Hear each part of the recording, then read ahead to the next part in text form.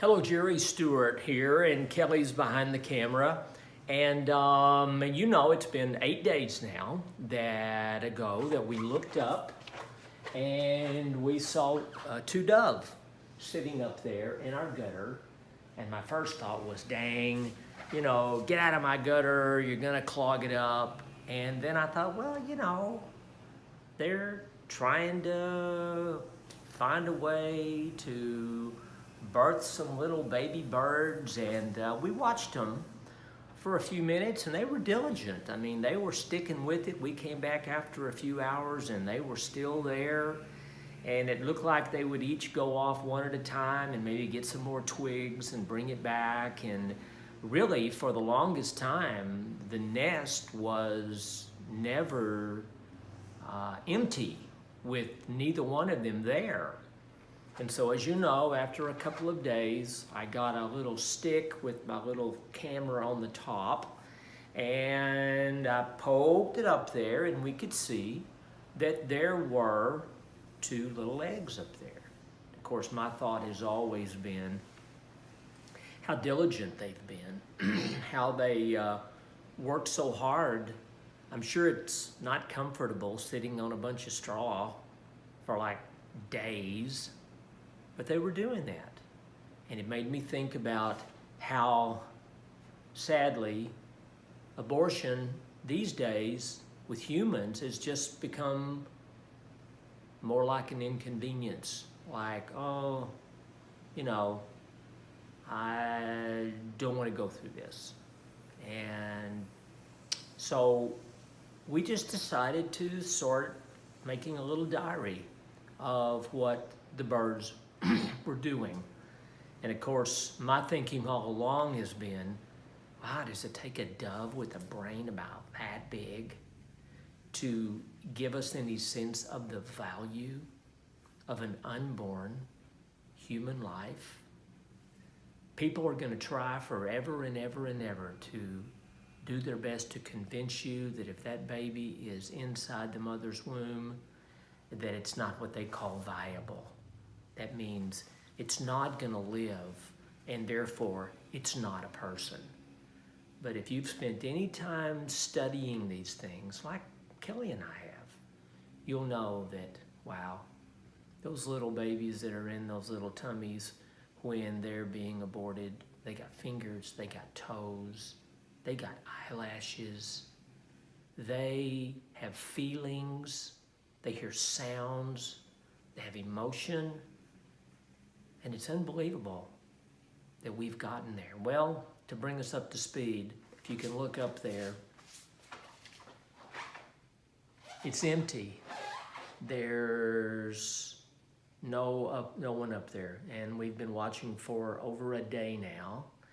And I can tell you, night before last, there was a horrific storm, and we haven't seen them since. Now, we'll tell you that I didn't see them up to the storm. So I don't know what happened. If you watched the one video where I had the little camera up there, it looked like one of the eggs might have had some sort of a little crack in it, but I thought maybe that was the birds trying to, you know, peck their way out. Anyway, it's been over a day now, and the birds have not been up there. So we've decided that I'm going to go up there on the ladder out there and to look. And if somehow there's still life and movement up there, then of course I won't disrupt anything. But if it looks like it's all over, then I'm gonna bring the nest down and we're gonna take a look. So hang on, we'll be going on it in just a second.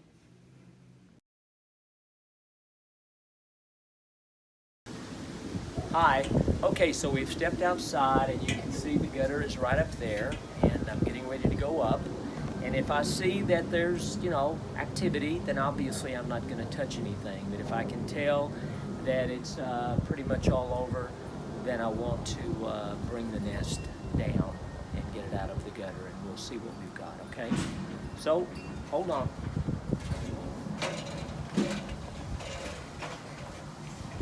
There's a guy over here. that's working on the yard and is making a lot of racket. So sorry for that.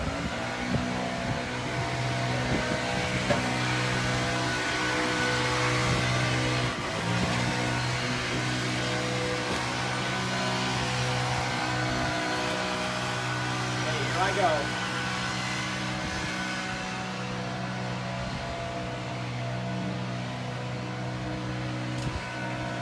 Two eggs are here, the mom and dad are gone, and the eggs look like something might have capped them from the outside. They are definitely cracked. So, not sure what happened. I'm going to see now if I can get these down without falling off this ladder.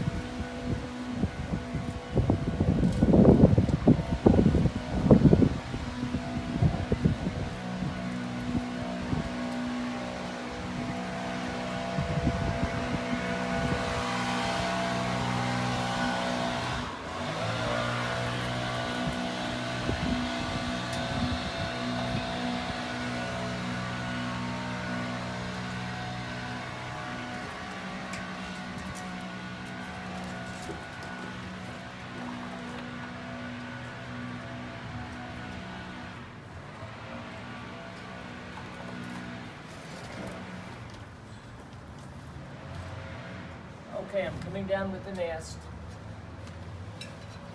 I want to make sure and wash my hands. Playing around with nest, kids. Make sure and keep your hands washed and keep your fingers away from your face. We're probably going to take this inside. This guy's making way too much racket. We're going to walk around the corner maybe. Why don't you turn it off now? Let's walk around the corner.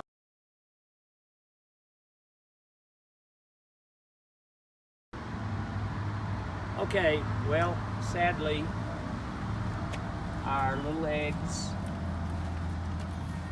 did not survive. If you can look really closely, you can tell that there was some activity, and don't really know for sure. They say that certain kinds of birds and other animals will try to get in there and eat the egg, the content that is. So we know that there's nothing left to salvage. So we're going to look inside and see what's in there.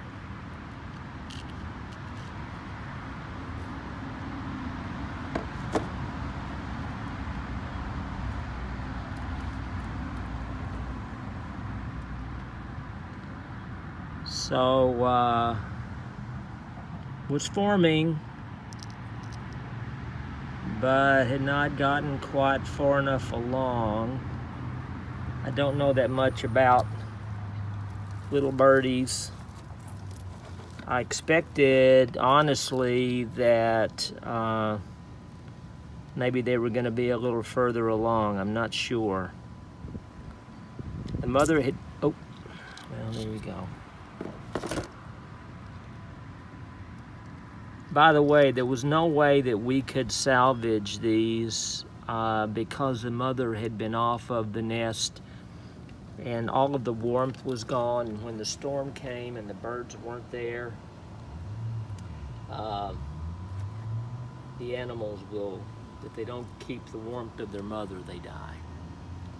So I'm gonna put this down and then let's go inside.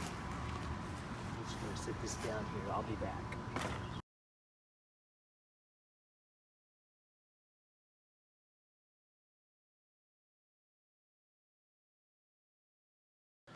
Okay, well, so we had a chance to maybe see a couple of little baby birds come into the world. Don't know really what happened. I'm sure some of you who may be experts in nature and birds and such maybe know. And it's too bad. I'll just wrap up by saying this. We watched this activity for 8 days. And what kept coming across my mind was during that 8 days, how many babies were terminated, their lives, they were killed. And I was looking and saw some statistics, and of course I can only speak for what these world organizations have to say, but according to the research that I was doing, and I think this would be worldwide, I asked specifically for how many abortions there were per day in America, and it was not specific to America. It didn't say in America this is how many. But what it gave me was a figure. I was pretty astounded. Maybe I'm just a fool. I don't know. Maybe I don't keep up. But I was pretty shocked to find out that according to statistics, they say 125,000 babies are killed every day. 125,000 are killed every day. So I did the math, and I figured, okay, in the 8-day period, how many would that be? And the amount comes to 1 million babies killed. 1 million babies killed. And I can tell you, I've had a number of people, and I thank so much that you come back and you've sort of taken this little adventure with us. But a number of us have come back and said, oh, that'd be fun. We see the little birds and how they tweet and they call out for their mama and their mama feeds them the worms. And it's just so exciting when you see a little animal born. And I was thinking about how it feels good to be looking at things coming to life. But at the same time, there are some who believe that aborting a baby, killing a human child, they believe that's okay. But they would fight to the last drop of somebody's blood to save a bird. I never will forget a time when I was in Washington State. And Washington State is a very, very much a pro-choice state. And at the same time that they were fighting over the rights for women to kill their unborn children, they were spending hundreds of thousands of dollars to save a baby whale that had been lost from its pod. And it struck me. And as I would share it with people, there were so many people that would go, wow, never thought about that. So I think sometimes we get so used to something, so accustomed to it, that even things that are horrific, we don't even notice. Now, one last thought. Kelly and I were listening to someone in a little talk thing the other day, and the woman that was talking was insisting that a large majority of the abortions were for medical reasons, the life of the mother, something like that. So I started doing some research, and once again, I can't speak for the statistics. I can only go by what the organizations are listing.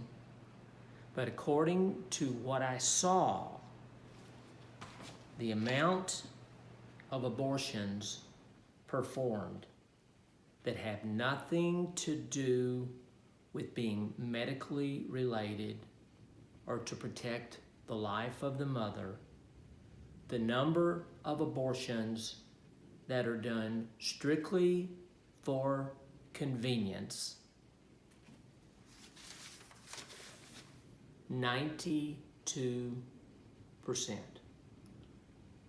So that would mean of the 125,000 babies that are killed every day by this process we call abortion, well over 100,000 of those are strictly by convenience. And I understand somebody would get pregnant and then not want the child. I understand it a lot more than you would imagine that I know. But I can tell you this, there's no way in the world that it can ever be justified, no matter how inconvenient it may be. There's no way that you can ever justify killing an innocent, unborn baby. And I'll tell you one last thing and then we'll go. God blesses America. We're blessed. We are so very blessed. And I believe that one of the reasons why God has continued to bless our nation is because we reach out across the world in times of war, in times of difficult circumstances, and we protect those who are too weak to protect themselves. Go over to the nations in Europe, see how many U.S. military, armed services, how many died in World War II fighting for the freedom of France, fighting for the freedom of a country that they don't know a single person there. All who died fighting to protect them. And I say this, there is no way in the world that God can look at our nation and see the attitude that we have with that it's somehow okay to kill unborn babies. There is no way that he can continue to bless our nation if as a nation we don't wake up and realize and repent from this and be done with it. I'm Jerry Stewart. Kelly's on the camera. It's too bad. Lesson learned. God bless you. Bye-bye.